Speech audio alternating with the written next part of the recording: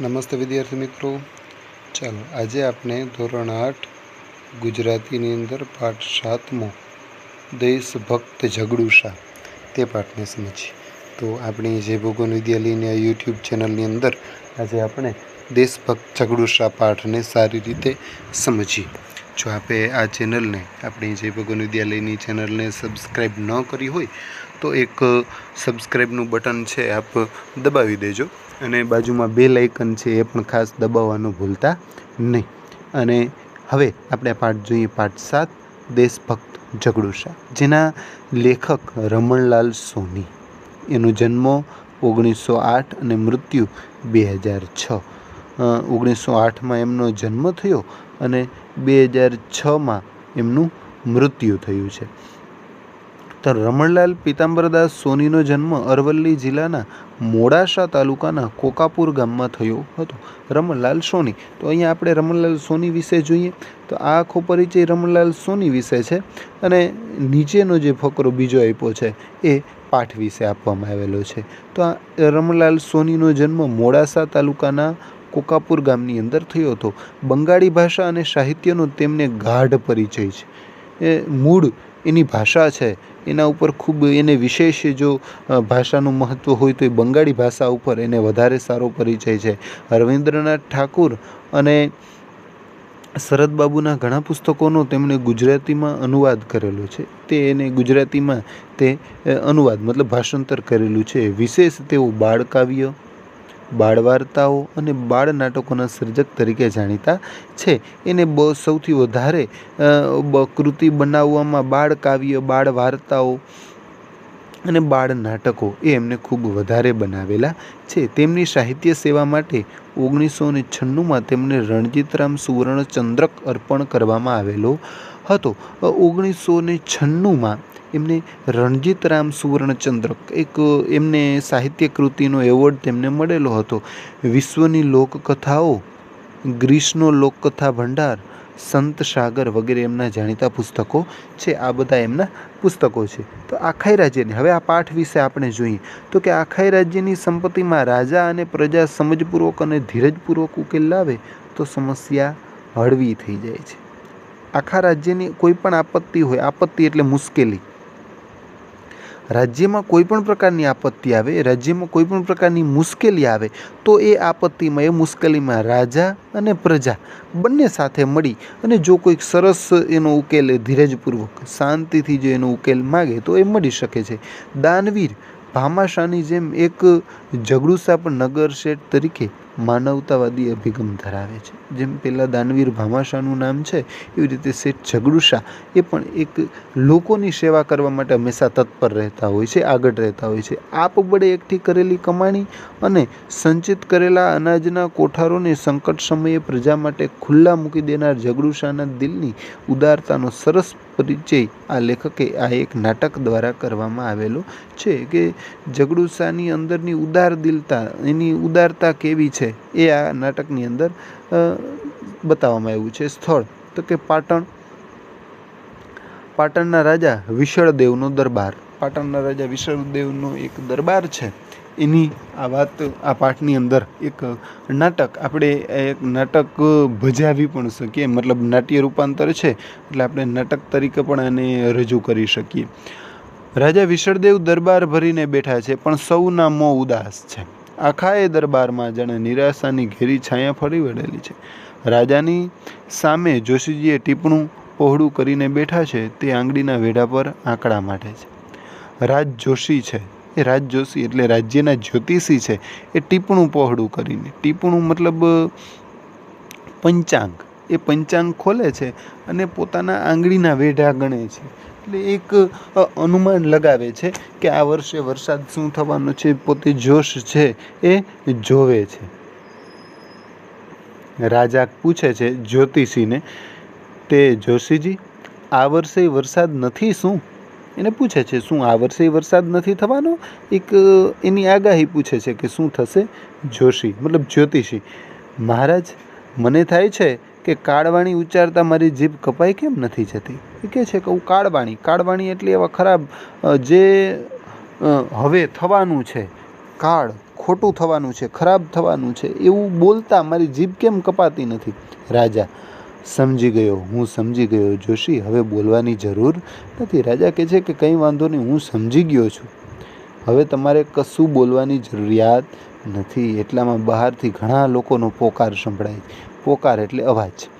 અમને ખાવાનું આપો, અમને જીવાડો, અમે મરી જઈએ છીએ. જ્યારે રાજા આ વાતો કરતા હોય છે ત્યારે એમને અવાજ આવે છે કે એમના જે નગરના લોકો છે કહે છે કે અમને કંઈક તમે જમવાનું આપો, નહીંતર અમે મરી જશું. રાજા કહે છે મારી રાંકડી રૈયત ભૂખે મરે છે, કે મારી આ પ્રજા, રૈયત એટલે એમની પ્રજા, મારી પ્રજા છે એ ભૂખે મરે છે, કારણ કે વરસાદ થયો નથી એટલે કોઈ પાસે અનાજ છે નહીં. હવે મારી આ બિચારી પ્રજાનું મારે શું કરવું? હવે તો એક આશા છે ઝઘડુશાની, હવે તો એક આશા ઝઘડુશાની રહી છે કે હવે જો ઝઘડુશા કંઈક આપે તો જ થઈ શકે એમ છે, બાકી આપણી પાસે કાંઈ છે નહીં.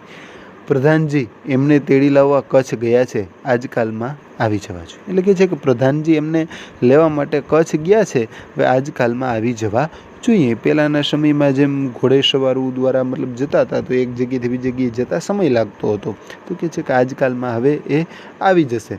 દરબાન પ્રવેશી રાજાને પ્રણામ કરી. અકાઉન્ટ્સમાં જે કંઈ પણ આપેલું હોય નાટકની અંદર તો એ મતલબ એ અભિનય, મતલબ એ કાર્ય કરવાનું.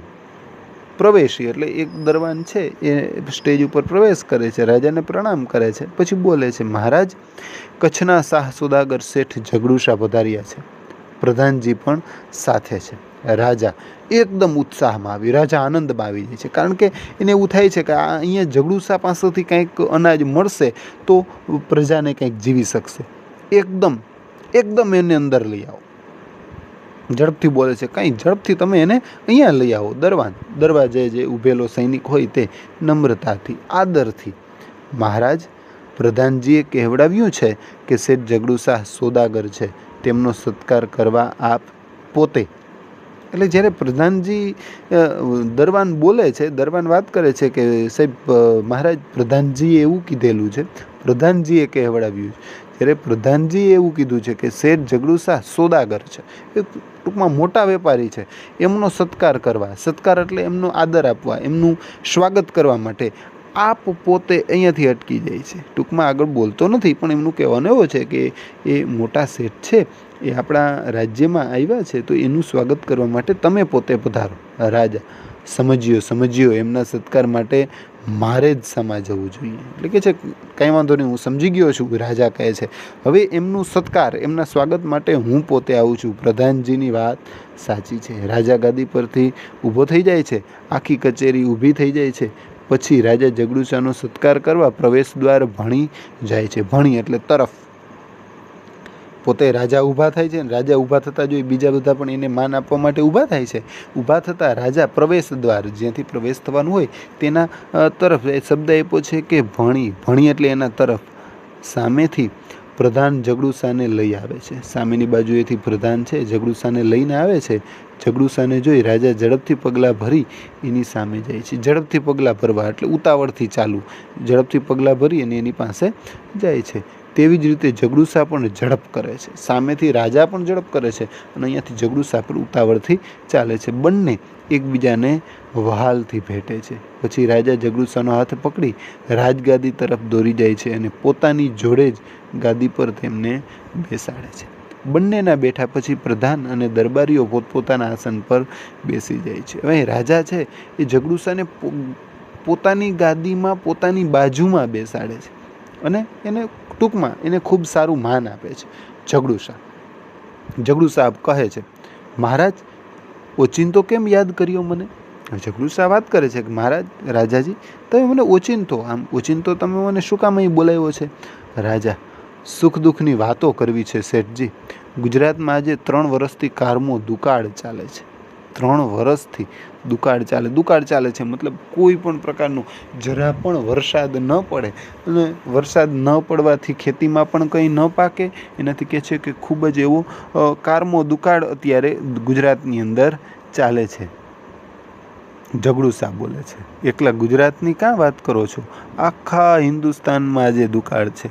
સિંધ, મેવાડ, માળવા, કાશી અને ઠેઠ કંદહાર લગી આજે લોકો ભૂખે મરે છે અને પાનખરમાં પાંદડા ખરે તેમ ખરે છે. એટલે પાનખર ઋતુમાં અંદર વૃક્ષમાંથી પાંદડાઓ ખરી જાય એવી રીતે કહે છે કે આખા હિન્દુસ્તાનમાં, મતલબ આપણા આખા હિન્દુસ્તાનની અંદર લોકો અત્યારે ભૂખથી તરફડે છે.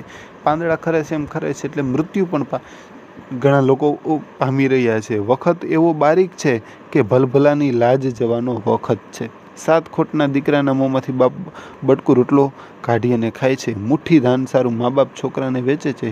શી ખબર શું થવા બેઠું છે. એક એવો કપરો સમય આવી ગયો છે અત્યારે કે જેનાથી દરેક લોકો વિચારમાં પડી ગયા છે કે હવે શું કરવું. બટકું ધાન, થોડુંક પણ જમવા માટે જો કોઈને મળે તો લોકો કાંઈ પણ કરવા માટે તૈયાર છે. રામજી રાખશે તે રહેશે, પણ આવે વખતે રયતને ટકાવી રાખવાનો રાજ્ય ધર્મ છે. રાજા બોલે છે કે રામજી રાખશે તે રહેશે, મતલબ ઈશ્વર જે રાખશે, ઈશ્વરની જે ઈચ્છા હશે તે થશે, પણ આવે વખતે રયતને ટકાવી રાખવી. રયત એટલે પ્રજા, એ રાજ્યનો ધર્મ છે. એટલે રાજા કહે છે કે મારો તો ધર્મ માત્ર એટલો છે, ઈશ્વર જેમ કરે તેમ થશે, પરંતુ અત્યારે મારે તો વિચારવાનું એટલું જ છે, મારી પ્રજાને હું કેવી રીતે બચાવી શકું. ઝઘડુસા, આપ સરખા પ્રજાવત્સલ રાજાના મોંમાં આવા જ શબ્દ શોભે. એટલે કે તમે પ્રજાવત્સલ, પ્રજાનું હિત રાખવાવાળા રાજા, એ આવા જ શબ્દ શોભે. કયા શબ્દ? તો કે રયતને ટકાવી રાખવાનો રાજ્ય ધર્મ છે. રયત, પ્રજાનું સારું હિત કરવું, એવા શબ્દ શોભે. મને એ સાંભળી બહુ આનંદ થાય છે. મેં તો સાંભળ્યું છે કે આપે આપના બધા જ ધાનના કોઠાર અને ધનના ભંડાર ગરીબો માટે ખુલ્લા મૂકી દીધા છે. ઝઘડુસા કહે છે કે મેં એવી વાત સાંભળી છે કે તમે તમારા બધા ધાનના કોઠાર, અનાજના કોઠારો અને ધનના ભંડારો, જ્યાં તમે અનાજ રાખો છો એ બધા જ અનાજો ગરીબો માટે આપી દીધા છે. કે છે કે મેં એવું સાંભળેલું છે. હવે રાજા એવું કહે છે, રાજા બોલે છે મૂકી દીધા હતા, હવે તો એ ખાલી થઈ ગયા. કે મારી પાસે જેટલા અન્નના ભંડાર હતા એ ખોલી નાખ્યા હતા, પણ એ હવે શું થઈ ગયું છે? ખાલી થઈ ગયું છે. હવે મારા ધનના ભંડાર અને અન્નના કોઠારે ખાલી ખમ પડ્યા છે, અને રયતના પેટનો ખાડો તો હજી ઊણો ને ઊણો જ છે. ઊણો એટલે ખાલી. એટલે કે છે કે રયત, પ્રજા પણ હજી ભૂખેલી છે. ધાર્યું તું, જો અહીંયા આપેલું છે, આ જે શબ્દ આપ્યો છે કે ધાર્યું તું, એક ધાર્યું તું મતલબ એને વાંચવામાં ધાર્યું હતું કે 9 સાલ વરસાદ આવશે. 9 એટલે આ વર્ષે, સાલ એટલે વર્ષ.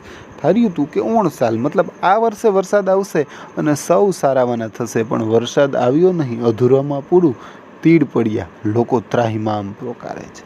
એટલે અધૂરામાં પૂરું, આ જીવજંતુઓ પણ વધી ગયા છે, લોકો છે ત્રાહિમામ. અત્યારે લોકો પણ કહે છે કે અમને કંઈક જમવા માટે આપો. એટલામાં બહારથી પોકાર આવે છે, અમે મરી જઈએ છીએ, અમને જીવાડો, અમને અનાજ આપો. બહારથી લોકો છે, પ્રજા છે, એ બહાર ઊભી કહે છે કે રાજા તમે અમને જીવાડો. ઝઘડુસા કહે છે બહારનો પોકાર સાંભળી ભૂખ્યા ગળામાંથી પૂરો અવાજ પણ નીકળતો નથી.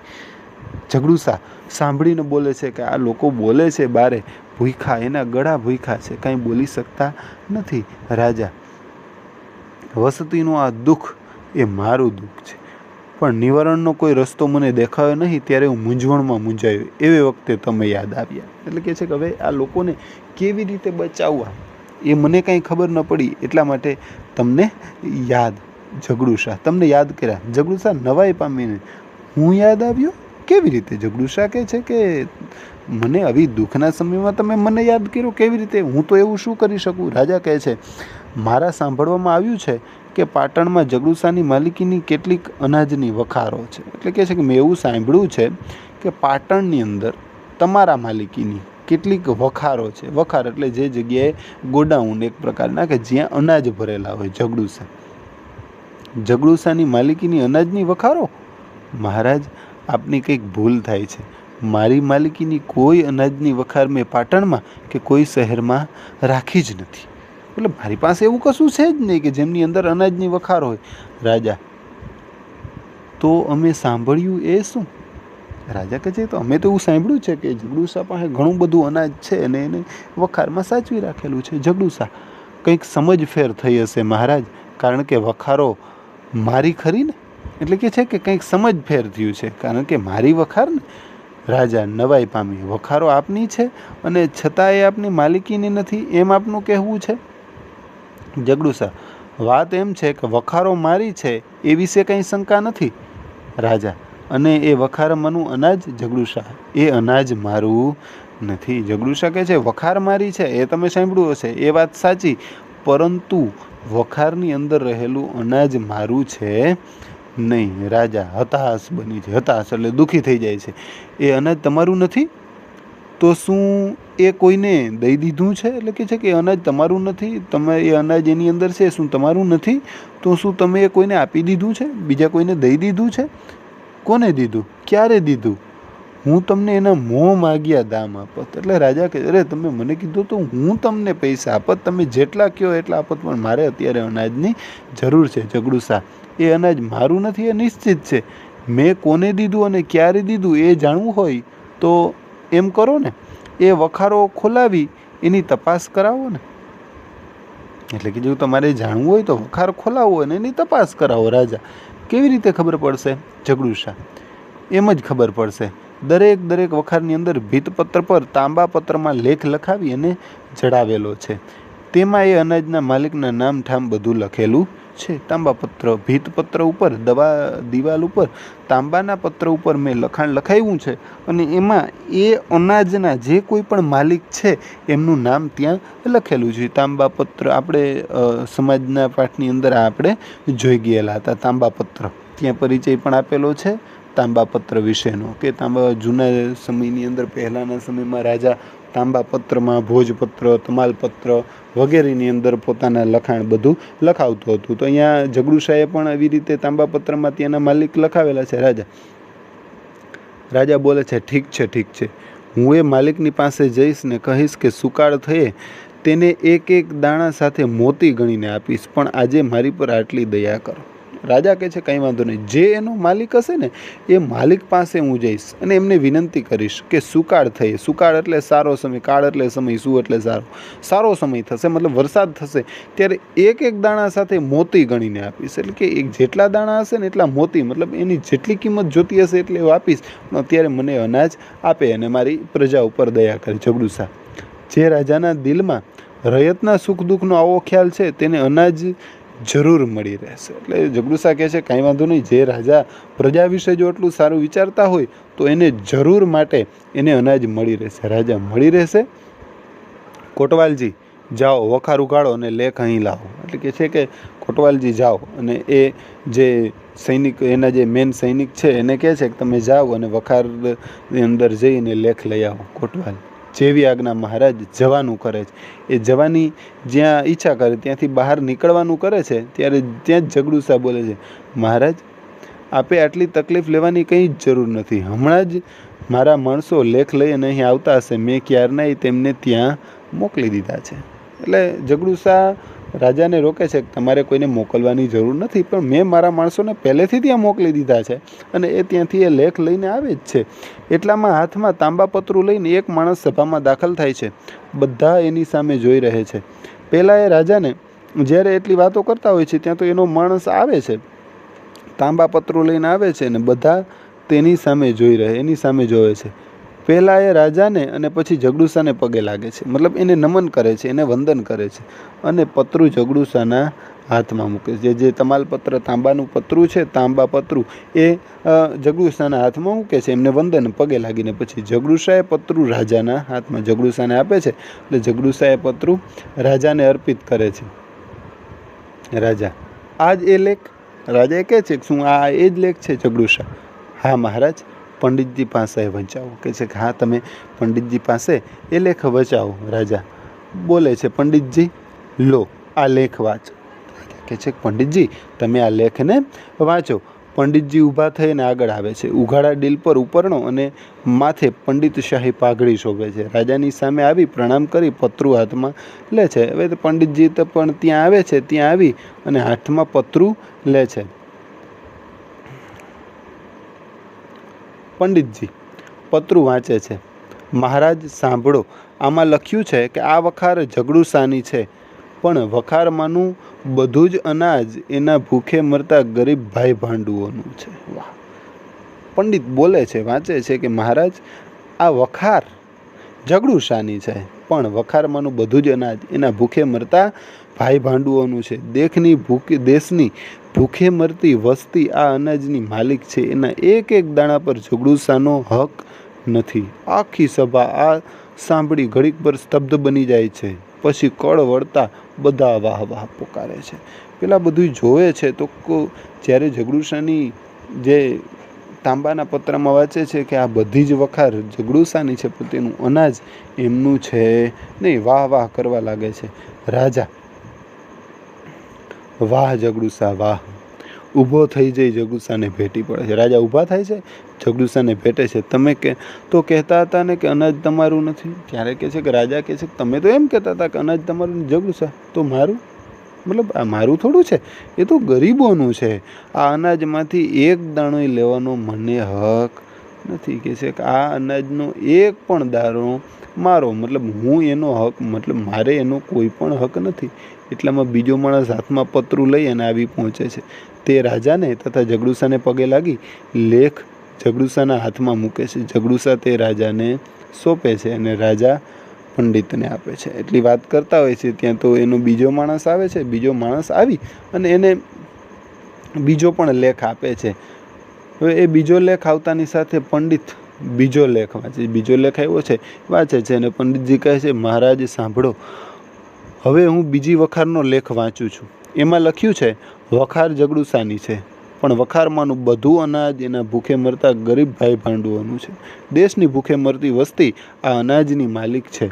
એના એક એક દાણા પર ઝઘડુસાનો હક નથી. એને દરેક દાણા ઉપર, એના એક પણ દાણા પર ઝઘડુસાનો જરા પણ હક છે નહીં. એ દેશના દરેક લોકો ઉપર, લોકોની તે હકની માલિકીની એની એ જગ્યા છે. હવે ઝઘડુસાની આ વાત છે, ઝઘડુસાની જે ઉદારદિલતા છે, ઝઘડુસાનો હક કે છે નથી. આખી સભા વાહ વાહ પોકારે છે. રાજા ફરી ઝઘડુસાને ભેટી પડે છે.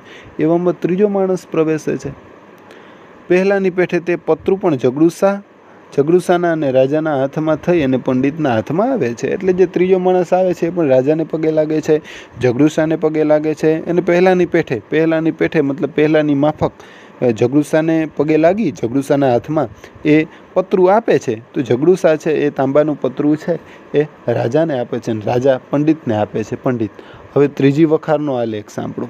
આ વખાર ઝઘડુસાની છે, પણ એના અનાજના એક દાણા પર પણ ઝઘડુસાનો હક નથી. દેશની ભૂખે મરતી વસ્તી આ અનાજની માલિક છે. એમાં પણ એવું જ લખ્યું હોય છે કે આ અનાજના માલિક ઝઘડુસા પોતે નથી, પરંતુ એની પ્રજાઓ, ગામમાં વસતા લોકોની છે. રાજા વાહ વાહ, મતલબ રાજા ખુશ થઈ જાય છે. પાછું રાજા બોલે છે, ઝઘડુસા, આવી તમારી કેટલીક વખારો છે ગામમાં? રાજા પૂછે છે કે આવી તમારી કેટલીક વખારો છે? ઝઘડુસા, 40 હશે મહારાજ. શું કહે છે? મારી આવી વખારો 40 જેટલી વખારો છે. રાજા, 40 વખારો? વિચારમાં પડી જાય છે, કોને ખુશ થઈ જાય છે. ત્યારે તો મારી પ્રજા જીવી ગઈ અને હુંય જીવી ગયો. જ્યાં લગી ગુજરાતમાં તમારા જેવા ઉદાર શ્રેષ્ઠીઓ છે ઝઘડુસા, ત્યાં લગી ગુજરાત રાજ્યને કોઈ આંચ આવવાની નથી. ત્યાં તો રાજા ખુશ થઈ જાય છે કે ઓહો, 40 વખાર, તો મારી પ્રજાએ જીવી ગઈ અને હુંય જીવી ગયો. પછી કે જ્યાં લગી ગુજરાતમાં તમારા જેવા ઉદાર શ્રેષ્ઠી, ઉદાર મનવાળા, કાંઈ પણ પોતાનું નહીં બને, જ્યાં જ્યારે જરૂર પડે ત્યારે ઉદાર દિલથી બીજાની સેવા કરવામાં જ્યારે તત્પર રહેતા હોય, ત્યાં તો એક સાથે અનેક માણસો હાથમાં તાંબાપત્રા લઈને સભામાં પ્રવેશે છે અને એમને જોઈ આખી સભા આનંદમાં અને આવેશમાં આવી ઊભી થઈ જયનાદ પોકારે છે. આખી સભા એકી સાથે, જેટલી સભા હતી એ બધા એકી સાથે બોલે છે, ગુજરાતનું રાજા ઘણું જીવો, ગુજરાતનો શાહ સોદાગર ઘણું જીવો, ગુજરાત રાજ્ય અમર રહો. આ રીતે આખી સભા જય જયકાર પોકારે છે અને પાઠ અહીં આપણે પૂર્ણ કરીએ. Thank you.